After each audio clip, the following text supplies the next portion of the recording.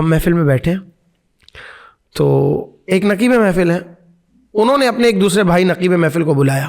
اب انہوں نے تمام القابات دے دی. ایک تو معذرت کے ساتھ جو جنہیں نقیب محفل ہے تھوڑا سا القاعات رکھا کریں, ٹھیک ہے, بہت زیادہ اس میں غلو نہ کریں. آیا ہے ٹھیک ہے, مہمان ہے.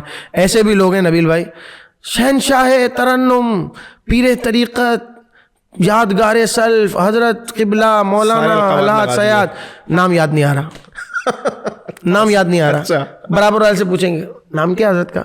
اے تو بھائی جب تو نے سارا اللہ کا ولی بنا دیا, ولایت کے اعلیٰ درجے پر پہنچا دیا, مستجاب الدعوات تک اس کو کہہ دیا, لیکن اس کے بعد بھی تجھے نام یاد نہیں ہے, تو کیا یہ غلط بیانی نہیں ہے؟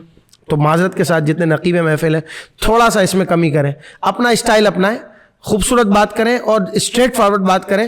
آپ کسی کے دباؤ میں نہ آئیں کہ بھائی یہ بیٹھا ہے, یہ مجھے محفل کے لیے بلائے گا تو میں, آپ جو بات ہے اس کو بیان کرنے کی کوشش کریں, اور ایٹ دی اینڈ یہ کہ حضور کی ثناء خوانی کریں, کسی اور کی ثناء خوانی کریں.